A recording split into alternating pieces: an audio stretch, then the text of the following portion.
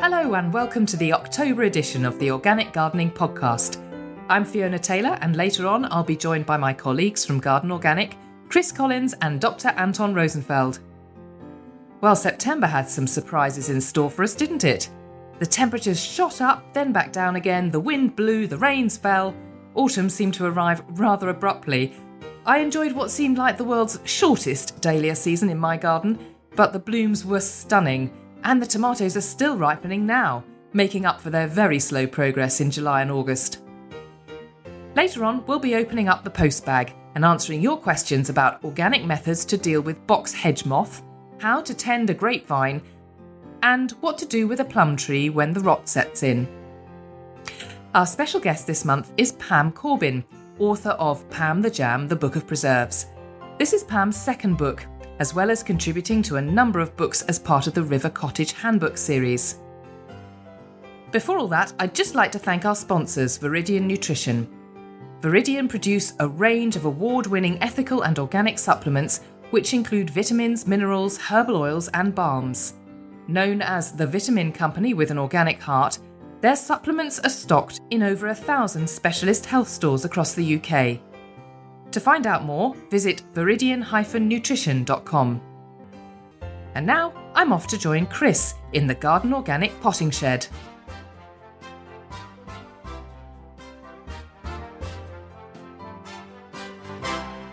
Hello, Chris, how are you? I'm very well, Fiona. How are you? Very well, thank you.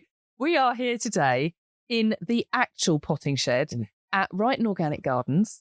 And we're surrounded by very clean and very well-sorted pots. We've got lots of tools, a few seed heads drying, a jobs list. I mean, does this bear any resemblance to your shed? Yeah, I love potting sheds. I love mess rooms and potting sheds, bothies as the Scottish call them. Anything like that with tools hung up, they've all been cleaned and oiled. I love all this sort of thing. Any gardener will tell you the same. It's like your nerve centre. Your sort of, everything kind of radiates out from the tool shed, I think. And this one certainly does that. It's great. And they've even got things on the wall like jobs to be getting on with. They've got a planner. They've got the seed trays. They've even got the nets for fishing out the pond. It's great. It's just got that gardener's smell about it as well, I think. Yes. That kind of earthy sort of like, I know that's a strange thing to say, but I always think they're quite distinct scents to a potting shed. It's got that kind of smell about it that's very sort of unique to it. It is, absolutely. You always know you're in one, don't you? Definitely. Yes, Yeah, it's great. And the team, I know, come in and out of here all day. So we'll probably have a few people popping in as we're talking. So since we last spoke, we were really down in the dumps last month because we'd had such a wet and miserable August. We weren't very optimistic about our hopes for September. And then all of a sudden, goodness me, what happened? Yeah, we hit a hot spell, didn't we? A nice toasty hot spell. And you know what? All those plants I described, my chilies, my aubergines, my tomatoes staying green, oh, I had a bonanza, I tell you. I really did. I had a bonanza. All of it sort of ripened at the same time. I actually went down the allotment at the end of that hot period and I took 2 big carrier bags down with me and I could barely carry it all. So I've been out there. I don't know what do I do with it all. So I've been cooking this. I've been making crumbles, funnily enough, with the grapes. And I've got into like dips. I made a aubergine dip and a courgette dip. And you know what? One of my favourite things about the hot sort of climate crops is just the colours. I laid them all out. Yes. I was very hunter-gatherer. I lay them all out on the table when I get in. And I'll call my wife and I go, look what I've got. And I get all like that. And but then I look at it and I just love those. I've got peppers, beautiful red peppers, purple aubergine, dark purple aubergine. I've got a lot of heritage tomatoes, so I had yellows and reds and stuff. It just looks incredible, when it's all laid out. The colours are fantastic. Yeah, absolutely incredible. And, and the real kind of last burst, wasn't it? I have to say that having been a bit pessimistic about everything, I ended up with some beautiful sunflowers that I didn't think were going to flower. My dahlias finally flowered. Everything was very, very late, but it had this gorgeous flush, lovely show. It was incredible. It was just like a kind of extra layer of joy on the end of the summer. It really was great. The only thing was my sweet corn didn't get terribly big at all. What about you? I've got tiny kernels. Yes. Sweet corn, yeah. Same And I don't worry about breaking my old teeth on them, put it that way. No, exactly. So I've got a couple that were all right, but I just think obviously if you go to the continent, you go to the Med, you see those, they're really ripe and sort of, they just need longer heat, I think. Yes. To get going, Yeah. Mine are a bit miniaturist, I have to say also. The greenhouse was good, though. I ended up with a lovely, steady stream of tomatoes. We were certainly self-sufficient in in salad tomatoes. And then I had a couple of friends had a glut. And so I ended up making a great big sort of preserving pan full of passata. And I bottled it. First time I've ever bottled anything. Very exciting, that was. Yeah, brilliant. You've got to think these things with Tommy's, because when they come on mass, and I always grow more than I need. I did bolognese sauce. That's all in the freezer. I did a lovely homemade tomatoes sauce, a soup. And we ate that cold, with like a stick. Oh, like a spatula. Yeah. Like that was really interesting as well. Basically, you go from gardener to part Jamie Oliver, don't you? Because you've just got all this stuff you need to deal with. My fridge looks so healthy because it's just full of produce from the allotment. I can't bear it going to waste, can you? No, I'd give it away rather than waste it, to be honest with you. I'd give it to my neighbours.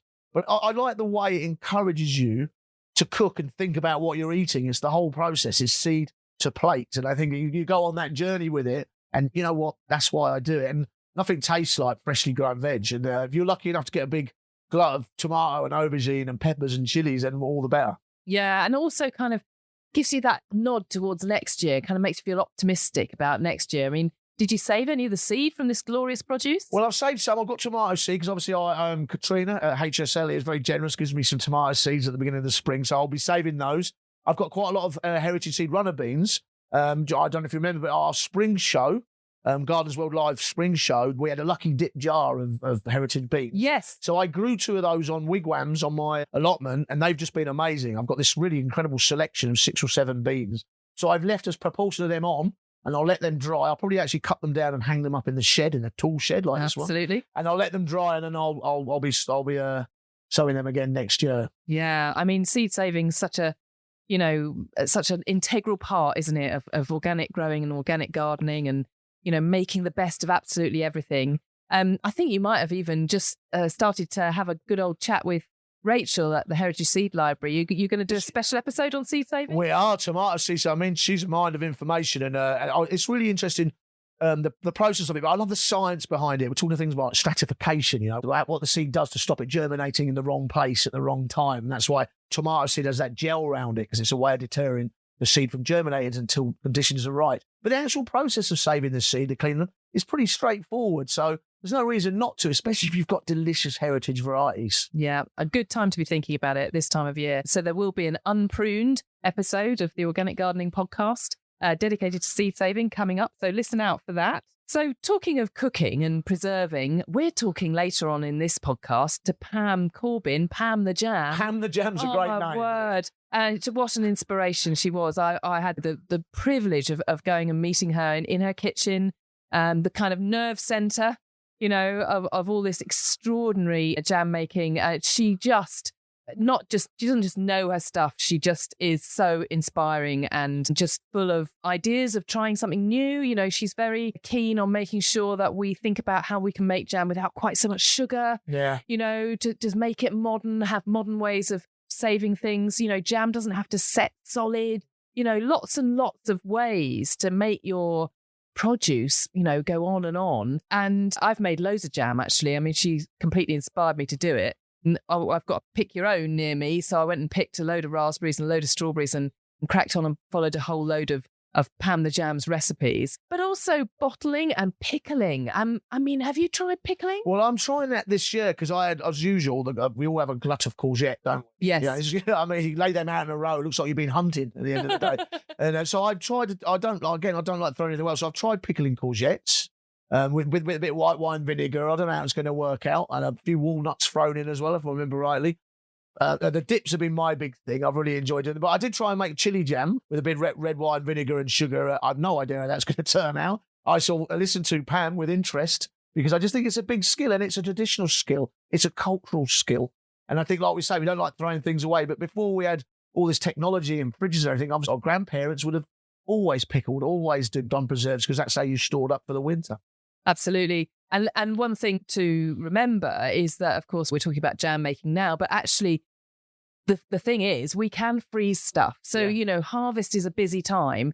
It's a bit of a panic stations, isn't it? You can't possibly preserve everything, Yeah. And actually we're lucky if we can, because we can just put things in the freezer and do it when we're ready. And so then jam making can then become a kind of bit slower and a bit more a bit more gentle. More gentle. Absolutely. And even, starting to to look towards Christmas and making your mincemeats and things like that, because of course apples are all coming into fruition now. So plenty of apples and plenty of things you can do with apples in terms of preserving. But of course, I bet I know what you do with apples, Chris.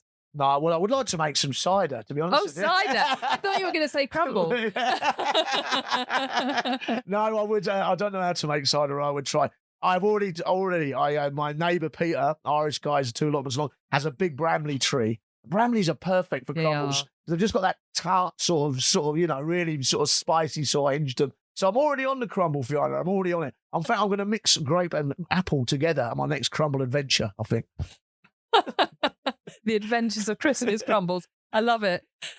Thinking of fruit, actually, I am absolutely determined. And if I say it to you now, I've got to do it. I'm going to plant a greengage tree this year in my garden, and I will report back on getting one, because I'm going to have to get one that's self-fertile because I haven't got room for 2. So we'll come back to that on a later episode. But I'm thinking now about my bulbs. Now is surely the time to be thinking about bulbs. What are you thinking? Oh, it's my main job in October. Obviously, I've emptied out the balcony and all the bedding's gone over and the seasonal crop. The car gets filled up with stuff for the compost bin down on the allotment. It's quite a big operation. And then I plant bulbs, and I always go for that long stretch. So I like to start with, I like glanthus in there. I like crocus. I like daffs. I like tulip. I like allium. So I just get this long range of flowering, and I'll probably grow them. People call it the lasagna. I prefer the word trifle. We've heard me say that before. But I like them to go through each month for the spring, producing something more before it's time for me to put the more tender stuff out again. So it's a big change over time. I'll also put like wallflower in this year. I'm a big wallflower fan, obviously, for my parks days, because they'll get to about mid-April and then you'll get that blaze of colour and the bulb will burst through those. So, yeah, spring bedding time for me. And I'm out there. I'm also planting them at the front of the building with my neighbours. And so, yeah, it's bulb time. Yeah, absolutely it is. And I'm thinking myself, I mean, I've invested in some camassia, some blue camassia. Oh, I love camassia. And also some white narcissi. So I'm quite excited about that. I think that's going to be a really lovely combination. I'm planning to do quite a few pots, each pot being dedicated to an individual bulb. I love the trifle also. But I like having this amazing interest, because you can get a lot of bulbs for not a lot of money. Therefore, you can fill a lot of pots. Yeah, they're fairly cheap and they're really tough as well. So they will not let you down. You're going to get flower off them. You're right, a good pot full of a white daff, like you mentioned, is absolutely stunning. You can do mono as well. You just get this incredible display. I mean, you can't put a price on them in terms of the what you get in return from a bulb. Yeah, I like the idea of mono. So just do a whole white table. Well, there's February Gold, which is a narcissus. That's a really early one. A big pot of that, and that'll just come in sort of late February, just when you're feeling I've had enough of winter. That'll come up bright yellow, beautiful golden yellow, cheer you right up. Yeah, I think they are absolutely stunning. I think they're possibly the most exciting time of year is when bulbs come out. I mean, organic bulbs are not that easy to get hold of. So if we were going to advise people, where would you go to get your organic bulbs? Well, I've been going to Dutch growers to get mine, which I don't like. I prefer the carbon footprint to be lower, but they give a big selection. And obviously they're grown on like a 6-year rotation, almost like an agroforestry rotation. So they build up natural resistance to pest and disease. So there is quite a lot of time of it. So a few more could involve, but I quite like the idea. Otherwise, a lot of these, especially hyacinths and stuff, are absolutely dripping in chemicals. So if that's a problem to you, you have to look a bit further afield. Hopefully our bulb trade back here will start to get into the more organic side of bulb growing, and we'll see more of that on the market. Yeah, I know that my 2 that I have bought already were organic. They are going to be a little bit more expensive, but then if you do look after them, there's no reason why they don't come back. Well, mine all go out on the verge out the front behind the car park, and so there's no waste. They all get housed at the end from the balcony at the end of spring. So yeah, they're there forever. You naturalise them in your lawn. Choose a bit of your lawn, dig them into the lawn, let them come through the lawn every year. Underplant in your borders they're never wasted. If you've done a load of pots like I'm going to do, can you lift them afterwards and dry them and save them for the next year? Yes, certainly. So what I'd do is I'd wait about 5 to 6 weeks till the leaves start to yellow. That means the bulb's drawing in the nutrient from the leaves again. As soon as they start to look flaggy and dying yellowish, then you can crop the tops off and replant them out. That's pretty much what I do. Can you keep them dry, though, in the potting shed? Yeah, I think you could keep them for a while. At some point, they'd need to go in the ground. But I suppose that you bag them up, don't you, if you're growing them commercially. So I don't know what the longevity would be. So you can do that. You can put them in trays. As long as they're dry, they don't go mouldy. But I would look to get them in the ground when I could. Right. Yeah. Okay. So they need all year round. They need to be in the ground. They're really. happier there, but So it's not like dahlias where you would lift a dahlia for a few months and then put them back in again. you'll leave it till the spring, because you're avoiding the cold and the damp with those. Whereas, Yes. I wouldn't be necessarily doing that with most bulbs. Because they're all pretty hardy. Yeah, basically. Oh gosh, well you've got me really excited now. How are you getting on with planning ahead for next year, Chris? Well, my head is always 6 months ahead of itself. Because obviously the spring bedding is a good example of that. I've got a few jobs on where I'll soft landscape because this time of year, I have a couple of clients who would want me to do planting schemes. It's always a favourite of mine. I can get to play. Obviously, my Gertrude Jekyll lift and divide herbaceous border will come into play. So there's that going on as well. I do also have a look at all my house plants this time of year. I would probably maybe pot some up. I'll probably take some cuttings of some. I'll give them a kind of once over as well. There's very little I'd bring in from the balcony, maybe a chili plant or two. I've got one called Little Richard, which Jekka gave me, Jekka Herbs. And so I've got my eye on that. I don't think I can throw that away. I think I'll put that by the windowsill and see how that gets on. Oh, lovely. Yes, well, I haven't really got that far. I'm planning to do my planning, but that's as far as I've got. Well, you've got a winter, to be fair. I think there's nothing better. I think probably, before Christmas scene, you get all your catalogues in and you can sit down in front of the fire and when it's blowing a breeze outside and, so maybe the thing to do in October is order the catalogues you're thinking about. If you're going to plant stuff, you want new stuff for the garden, get it all set up, and then that's a good sort of winter thing to think about. Yes, a good idea for when the nights are drawing in. I love that, Chris. You just painted a lovely picture. I now know exactly what I'm going to be doing in the winter evenings. Thanks ever so much. Cheers, Chris. Cheers, Fiona. Now, I recently had a very delicious assignment on behalf of the Organic Gardening Podcast. I visited Pam Corbin, also known as Pam The Jam. In fact, her Instagram handle is the Pam The Jam. Pam and her husband Hugh are serious foodies. Many years ago, they got out of the rat race, moved to Devon, and built up their own jam-making business called Thursday Cottage, a regular winner of Great Taste Awards, and which still supplies farm shops, delis, and food halls. Pam has written and contributed to several books. Her latest one is called Pam The Jam, the Book of Preserves. Pam is a busy person. She writes recipes for the BBC, is a judge in the International Dale Main Marmalade Awards, makes preserves for the King, and is known amongst the professional chef community as the go-to person on jams, jellies, curds, sauces, and bottled fruits. A few weeks ago, on a glorious morning, I caught up with Pam in her kitchen, and I asked her first when she acquired her wonderful nickname. I think just having that name called Pam, and when we started making jam, I remember a farmer friend of ours always calling me sort of Pammy Jammy or Jammy Pammy, and I think also with the River Cottage, he would always call me Pam the Jam, and it just seems to work, doesn't it? It does. It works perfectly. Absolutely brilliant. And that's, of course, your name on Instagram. It's not just Pam the Jam; it's the Pam the Jam, just to make sure. Well, someone else had got Pam the Jam, so no. Well, it worked out well. And actually, we want to start by just asking you particularly, what is it that makes a jam? Well, jam is, you need 4 ingredients. One is the fruit, one is pectin. That's a really important aspect because that's found in the natural fibres of all the fruit and will actually help make it set or gel. Some acidity, and that can come from either the fruit. A gooseberry is a classic, perfect fruit for jam making because it's got flavour, it's got pectin, it's got acidity. And of course, the other thing that we do also need to add into this is sugar. And jams have changed over the years with the amount of sugar that we can put in. Essentially, those are the 4 ingredients you need to make jam. Make a good jam, absolutely. And you've been involved in 2 books, so talk me through the books and how your thinking has changed. Yeah, the first book I wrote was in 2008, and that was for River Cottage. I always call this the Old Testament because it's got more classic recipes in there, but it covers most aspects of home preserving, from jam making to curd making and pickles and chutneys and a little bottling, which is really a very interesting subject, some salting and a few other bits and pieces.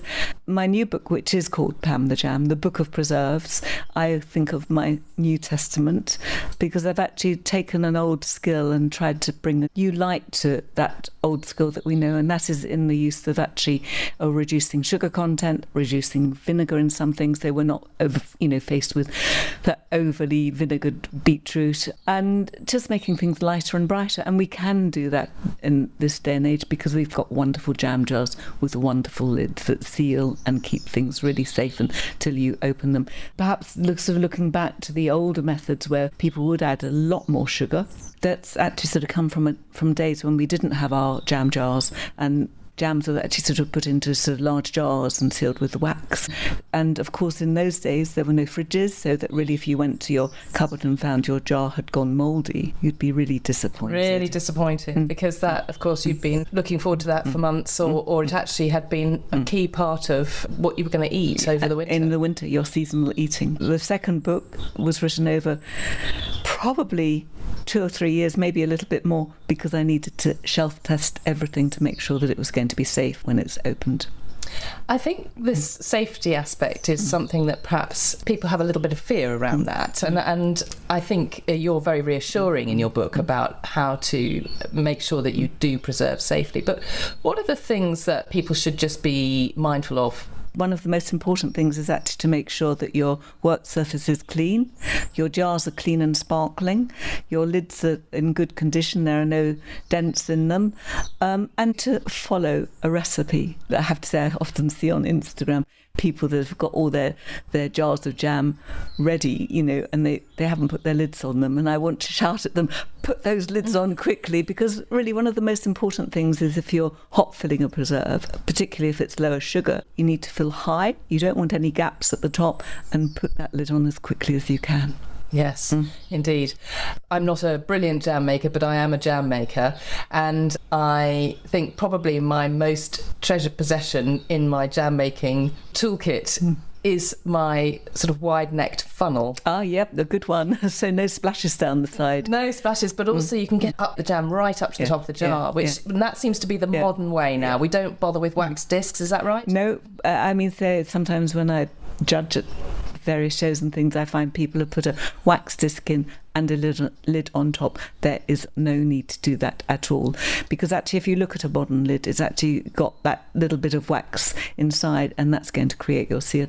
If you pop a little bit of wax disc in as well, you're more likely to have a problem, because actually the condensation will hit the roof of the lid and it will fall back onto the top of the paper. It won't be absorbed into the jam or the chutney, and you're more likely to have mould on top there. And for the uninitiated, when it comes to putting a lid on a hot jar of jam, what are the top tips? I would say fill to the top, do 2 or 3 jars, and then quickly put it on. If you've got a problem, wear a little cotton glove or something if you're worried about the heat. But I think once you get into it, you can do it quite quickly and effectively. It's getting the hot jars out of the oven, actually. That's the bit I always find difficult. Well, again, a little glove or something like that, or not get them too hot. Yes, yeah. So going back to the book, one of the things you talk about in your New Testament is you take the pressure off jam making. A lot of people are trepidatious about it, and I think you have done a great job of showing people how you can actually be quite laid back about making jam. It doesn't have to be done in a morning. This is something I've actually sort of worked on quite a lot recently, and I find often the most important thing is if you've got fresh fruit, strawberries or raspberries, yes, you need to act quickly at the beginning. Don't sort of put them in the fridge for 3 days. You want them when they're fresh. But if you actually just put them in your preserving pan, heat them a little and put your sugar on, that's actually going to sort of keep them safe because the sugar is there. And if you haven't got time to finish the jam at that point, take it off, make sure the sugar's dissolved, cover it. I will often put a piece of baking parchment over the surface and then put a tea towel over the pan. Leave it in a cool place. You could leave it there for 12 hours, 24 hours, even a little longer, because it's got its sugar on it, nothing's going to happen to it. And then sort of go back to it, and you will find that if it's something like a strawberry or a plum jam, the fruit, and this is always an interesting point, if you want to keep your fruit whole in your jam, I'm not talking about whole plums, whole halves and things like that, because the fruit has been softened, it will then absorb the sugar, and so the sugar and the fruit become the same weight, and you will not get a separation. I find this fantastic way of making marmalade. In fact, my best or favourite marmalade is made over 3 days. I slice and dice, soak. The next day I will poach, and that will take a couple of hours or so, and then I put the sugar into the mix, stir until it's dissolved, then take off the heat again, put it onto one side. In that time, the softened peel will just become beautifully translucent and somehow become soft. Leave it for 24 hours, and the next day I'll just sort of bring it up to the boil and cook it for probably 6 or 7 minutes, or however long it takes to get to the setting point, and then pot it. And that's just 3 small stages. Perhaps the longest stage of that is actually going to be the slicing. But you could do it over 3 evenings, couldn't you? I like the idea of Marmalade Week. And so, so I always say to people, don't panic, sort of break it down and enjoy making it. You don't need to spend a whole day doing things, and as you say, do it over 3 evenings. We talk about slow food. It's doing things as and when you can. I think we might walk through, if you wouldn't mind. Pam has the most amazing shelf, which is packed full of glorious glass jars and bottles, all beautifully labelled and all different colours, just giving a sense of the possibilities of what you can do and the different things that you can do with crops. I call it my cool, dark and dry place. Here we are, we're in the cool, dark and dry place, and walking towards the shelf here. Which where do you want to start? Yes. The top shelf? No, I'm going to start on the bottom shelf, I think. Well, okay, if we look in this corner here, this is rather glorious. This is called a green apple jelly. And this is made with those really early apples that you get that, we call them June drop. And I've made several pots of this. It is a rather beautiful jelly. And sort of amber colour, completely see-through, just gorgeous. And that is actually just made with green apples and sugar. It's cooked until it's a nice jelly, and what I will probably use this for is actually sort of popping it into some really low pectin jams or jellies. So I've actually already got a gel, lovely to put into a cherry jam, and of course cherries are actually quite low in pectin, so you can use it to boost the pectin in other preserves. And I've turned that into jelly. I've got in this corner over here, I've actually got that's an apple quince pectin stock, so that's actually just like a fruit stock that has actually been bottled up when it's hot, and I can actually just add, I could put that into some marmalade if I wanted just a little bit more flavour or something. So fruit stock is a really novel idea, not something that's occurred to me ever. That's another great thing to do at this time of the year. And again, that's your natural pectin stock.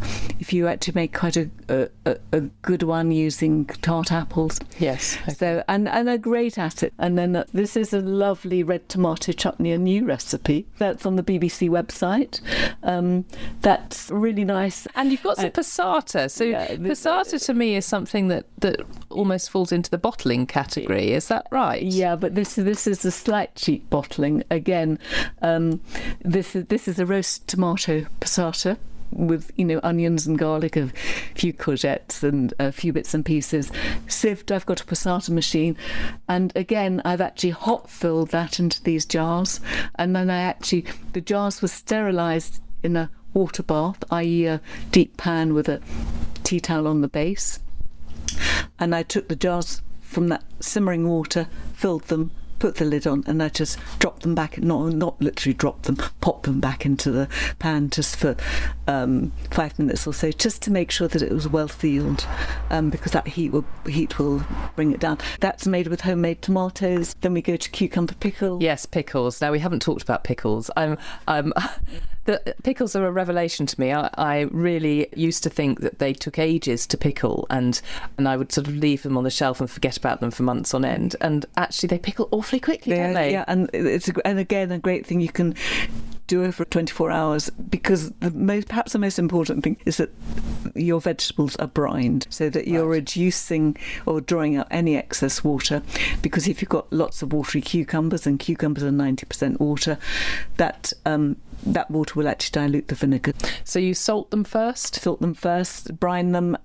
Sometimes you read recipes where you seem to need a lot of salt on them. Just a tablespoonful on a kilogram of cut up cucumbers will actually drain. And then I would just leave them in a bowl overnight, covered with some baking parchment or a plate, and then a quick rinse in the morning and drain them and leave them for 10-15 minutes to drain, and that's going to give you your crunch. It's not only crunch but also not diluting the vinegar. This is a great recipe. This has come from a lovely friend of mine in Denmark. That's a hot dog relish, and I was going away a week or so ago.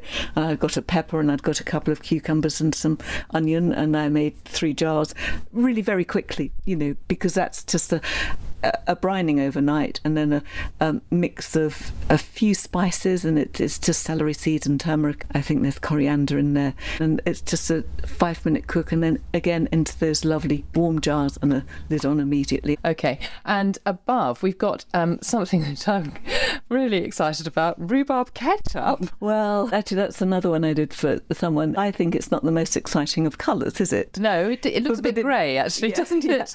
But again, that would depend if you actually started to use the really early Yorkshire rhubarb. But it's just a nice way of using rhubarb, using it up, and why not? You put it on your crumble, I suppose, or you can. What would you use rhubarb ketchup? You wouldn't use it in a sweet context. You'd use it in a savoury context, with sausages or sort of something. Just as you would use a tomato ketchup. Yes. Okay. And you've got a wonderful recipe for tomato ketchup also in the book. Yeah. Yes. Yeah. Yes. So, and on the top shelf we've got quite a lot of bottled fruit, and I believe that you do some bottling for the king. Is this right? Yeah, I do a little bottling for him and jam making for him, which I've done for probably nearly 10 years now. It started off with a few apricots, and it's grown, and it's just a nice thing to be able to do. The fruit is from Highgrove. I do 5 different things each year for him.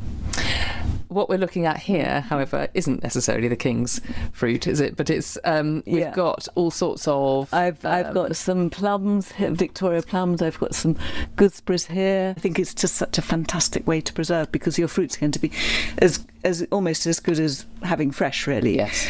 And what do I say? A shelf doesn't take any electricity. You've bottled a lot of fruit, and you've bottled tomatoes. Yeah. I don't see any bottled vegetables. What's the reason for that? Vegetables are difficult because of the risk of botulism. And the only way you can safely sort of really preserve vegetables is actually to have a high-pressure canner, which the Americans often use, or the other thing you can do is actually sort of make maybe a ratatouille mix or something, and actually add some acidity to it in the form of a balsamic vinegar or even lemon juice, to stop botulism. We don't want to just reduce the risk. We don't want to have any of it at all.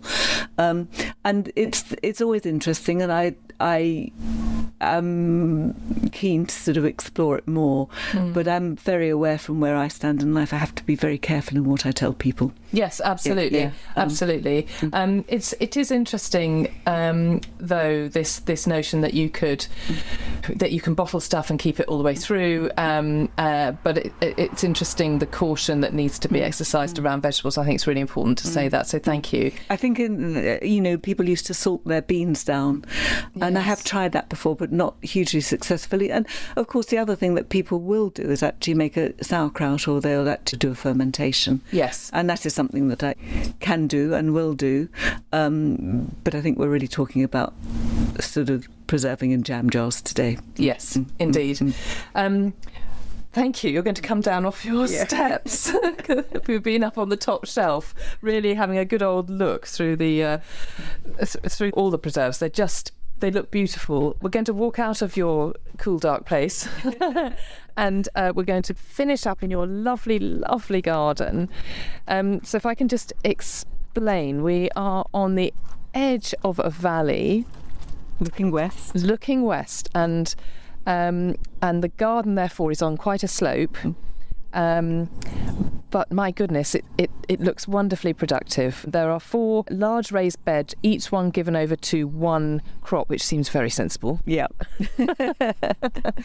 And we've got some purple sprouting broccoli, some enormous leeks. Yeah, about 200 leeks. We've got French beans at the moment.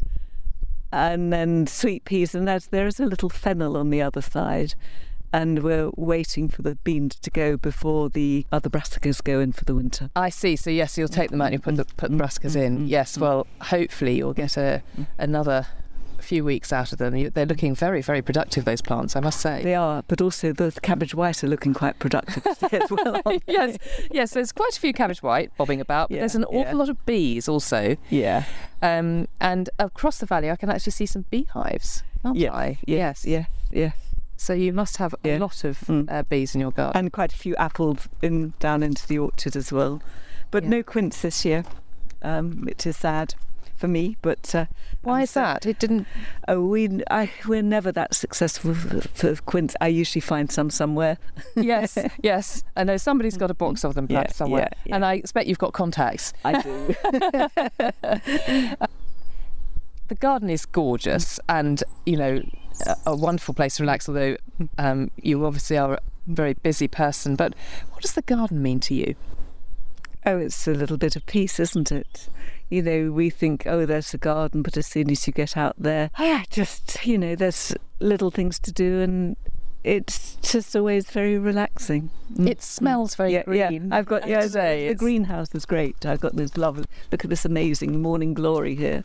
Absolutely beautiful. Self-sown. I couldn't resist not keeping it. Absolutely gorgeous trumpet flowers with red stripes across the purple. I mean, really, really stunning. Gosh, for something that's self-seeded, what a wonderful guest to have arrived in your greenhouse. The white convolvulus isn't quite the same, is it?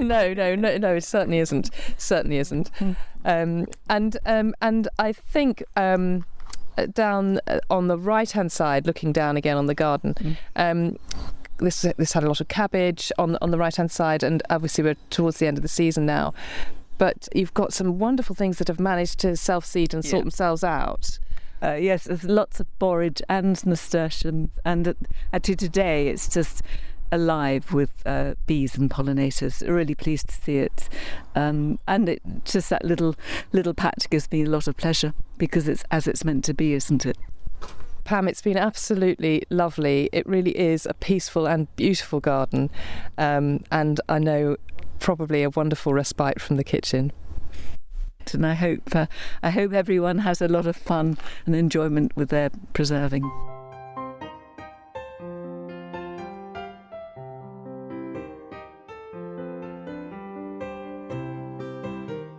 So here we are, time for the post bag. I'm here with Anton and Chris. Hello there. Hello there. Hi. So I have a vine that's been producing successfully for 9 years, but this year the leaves have turned extremely pale around the leaf veins and turned brown at the leaf edges.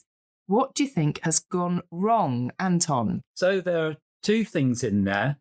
The paling around the leaf veins, that's a really classic sign of iron deficiency. And then the sort of browning around the leaf edges, that's usually potash deficiency. Now, what happens when you get iron deficiency? That's usually a sign that your soil is too alkaline. So I wonder whether they might have limed it or overdone the lime. That is a possibility. But it could also be some history in the soil. A lot of gardens got quite a lot of sort of builder's rubble underneath them. It might have sort of tapped into some of the cement in there, which is extremely alkaline. So I think they need to sort of address the iron deficiency and the potash deficiency there. Okay, so how would they address that, Chris? How would you fix it? Well, I'd probably, for a quick term fix, I would give it seaweed extract, because seaweed extract has a lot of iron in it. I'd either water that on or something. Actually, quite a lot of the time, I prefer to spray it on with a mister, and I'd probably do that early in the morning. The leaves will imbibe it, and they actually green up quite quick as a result of that. But if for a more long-term solution, I would be looking to make sure that soil is getting plenty of compost, the soil's staying rich, so the roots are in the right part of the soil absorbing the nutrients. That would probably be my long-term solution. Okay, it's quite hard to acidify the soil, I'm told, and there's quite a lot around on the internet about things you could sort of have a go at, which, I don't know if they work or not. Do you put pine needles on it? Do you put rusty nails on it? What do you do to try and acidify a soil that isn't acidified?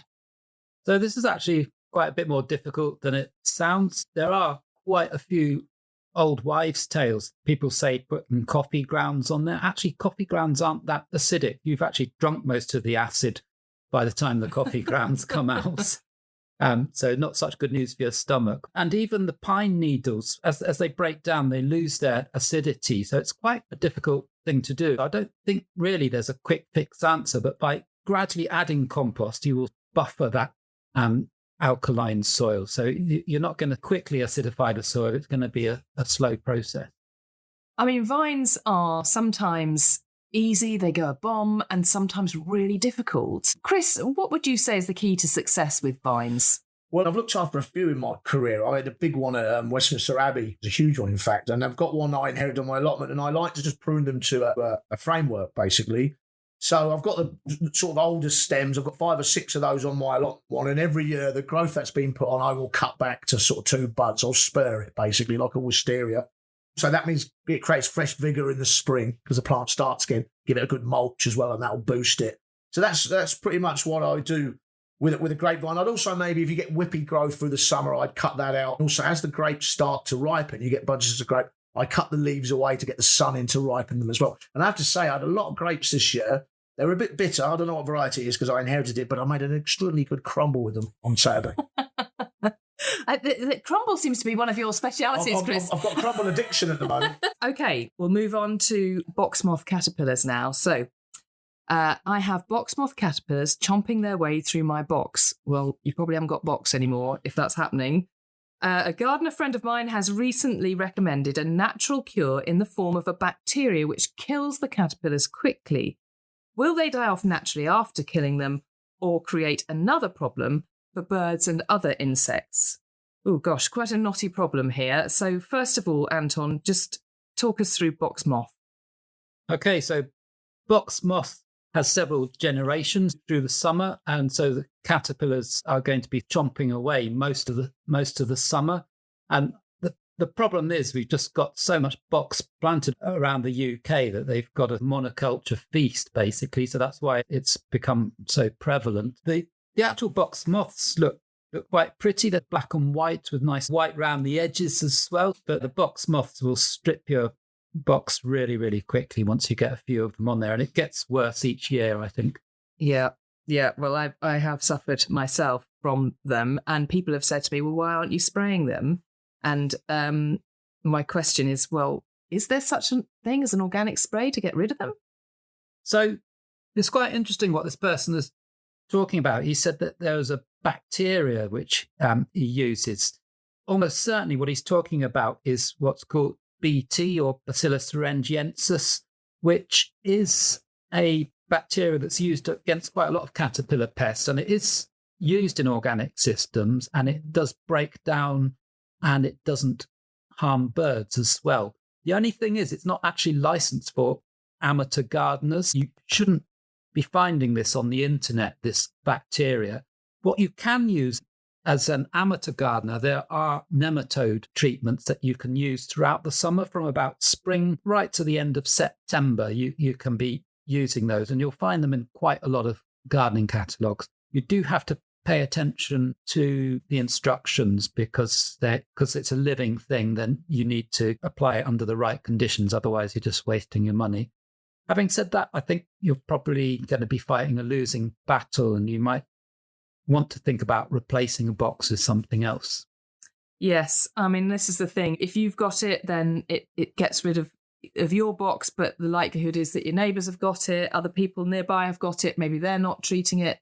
You know, if it's around, it's around, isn't it? So actually, it's kind of, not if, but when, in terms of needing to replace, I would say. So, Chris, if you were going to replant, what would you use instead? Well, I had a knot garden at Westminster Abbey, and that had box in it that was suffering. It had been there quite a long time. So we used an alternative there, and I used a plant called Lonicera nitida. Okay. Lonicera is the genus of the honeysuckle, but this is a shrub with very small lanceolated leaves that grows very similar to box. So we used that. We put that out in the knot garden and used that. And that is very good. It's very resilient. No pest and disease. The only problem with it is it grows very quickly. So you're out there with your shears quite regularly, which you wouldn't be with box. But it worked perfectly well. There are a couple of other alternatives. Actostaphylos, which is another small green-leaved plant. Even some Petoniaster varieties will make a replacement for box. So there is, actually, if you wanted to find out more about it, Wisley Gardens do a big trial on box alternatives. There are plenty out there. You do a bit of homework, you'll find out more. But for me, Lonicera nitida is the one. Okay, and when would you plant that, Chris? I would put that in the autumn, any kind of shrub, mostly any perennial, really. I like to plant in the autumn because the soil's still warm, and that means the plant will stop putting on top growth, but will put on quite a lot of root growth, and that means it'll get through the winter better and get a nice strong start the following spring. Okay, this is perfect advice for me because I'm taking an awful lot of dead box out in the next few weeks, so I shall be doing that. Thank you. Right, our last question is all around fruit trees, but specifically around the plum tree. So I lost a lot of my plums to plum rot this year. Will I always have it, or can I do anything to stop me getting it in the future? Anton. So I sympathise with them because we have the same problem in our garden. Plum rot is a fungal disease, and the advice is to stop it spreading to the next year is to pick all the rotten fruit off the ground, but also you'll find what are called sort of mummified plums on there. They've sort of shriveled up, but they still sort of carry the disease over until the next year. And the advice is to try and remove all of those. I find that's not practical to do that. I can't reach half of them, and trying to get rid of it all is quite difficult. So I find gradually the problem gets worse each year. It starts off being a nuisance, and then you gradually lose more and more fruit. So I think, unfortunately, it is there to stay. Okay, so the rot really genuinely does set in. It's not a case of you can cure it. That's it, is it? That's my experience of it, certainly. I've got an interesting little story from my own garden. Perhaps not an example that everyone would want to follow, but we accidentally let a sucker grow from the rootstock in our garden. And out of curiosity, we said, well, let's just leave it and see what happens to it. And we ended up producing quite a lot of fruits on it, quite a lot of sort of quite small, sort of almost like a gauge sort of fruits. They were slightly on the tart side, but we really like the flavour of them. Certainly in a crumble, they are really very nice. But the amazing thing is we found there wasn't a single bit of brown rot on them. They were incredible. Totally resilient. So I think we're quite tempted to cut the rest of the tree off and leave the rootstock to grow. Probably not a great example of a conventional horticulture, but it might work for us. Yeah, absolutely. And well, if it works for you, that's, half the battle. I mean, I think in this instance, if they've not been as lucky as that and getting a nice healthy sucker from the rootstock that produces a different type of plum, then presumably the answer is to try and plant a resistant variety and to be getting on with that in the next few weeks. Again, good time to plant. What resistant varieties are there? So there are two varieties which do have some resistance. There's one called Saar and there's one that's called Jefferson.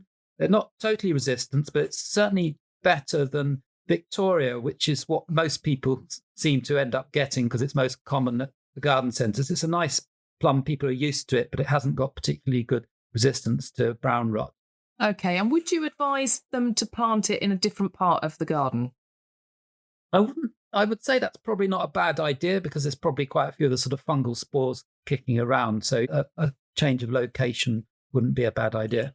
Well, let's hope that works. We've covered loads of ground there. And just to say, if you've got any questions for the podcast, just drop us a line on social media. We'd love to hear from you. Thanks ever so much, Chris and Anton. Cheers, Fiona. Thank you. See you next time.